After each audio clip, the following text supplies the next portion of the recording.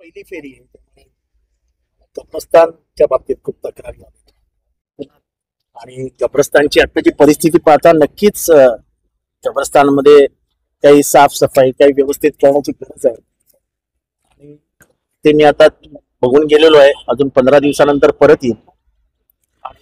तोपर्यंत ते कब्रस्तान साफ झालं असेल अशी आशा बाळगतो. सर, जमील शेख यांच्या कुटुंबियांची भेट घेतलेली आहे. त्यांनी आपल्याकडे न्यायाची मागणी केलेली आहे.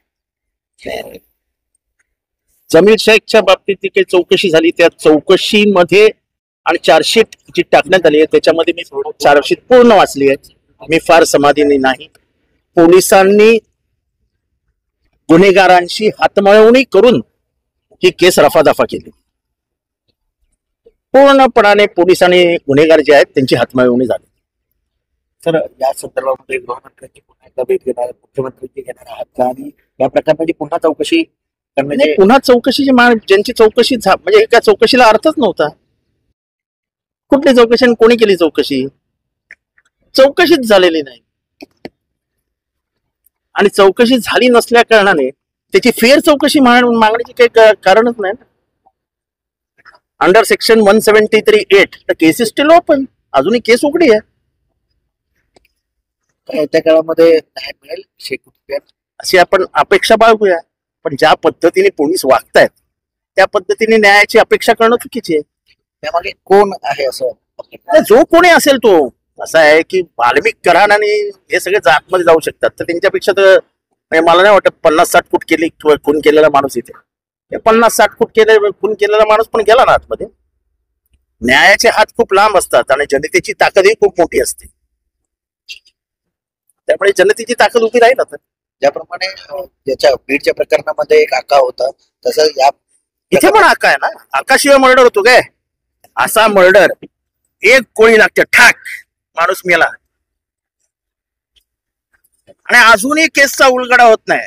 आणि त्याच्यात एका पोलीस इन्स्पेक्टरची बदली अशी रातोरात केली जाते आणि मग त्या बदलीचा आदेश स्टेटसवर ठेवला जातो. पोलीस आहात का तुम्ही? नाही. रातोरात केला जातो. नाही असेल तर हे पण ऐका मी जे बोलतोय. आणि मग पोलीसची बदली होते. केस सगळ्यांना वाटायला लागते आपली पण बदली होईल. आपण या केसमध्ये हात घातला तर कुठलाच पोलीस हात घालायला तयार नाही. सर, ते अमित शहा महाराष्ट्र दौऱ्यावरती आहेत. भूकंप महाराष्ट्रामध्ये खासदार फोडणार. अहो, महाराष्ट्राचं काय वाटोळ होतंय ती बघा.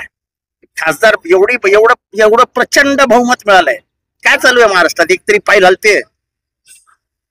अजून म्हणजे एका आकाच्या विरोधात एवढा पुरावा मिळाल्यानंतर त्या आकाला काकासारखा घरी नाही पाठवला. त्या आकाला अजूनही मांडीवर बसवलाय. काय झालं सोमनाथ सूर्यवंशीजी? सोमनाथ सूर्यवंशीला न्याय मिळणार का नाही मिळणार?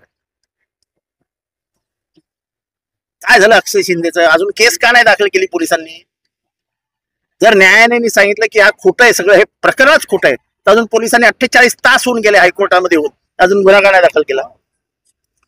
की इथे गुन्हेगारी करणाऱ्याला आळाच बसू शकत नाही. मात्र ज्याला टार्गेट करायचंय त्याला लगेच अटक.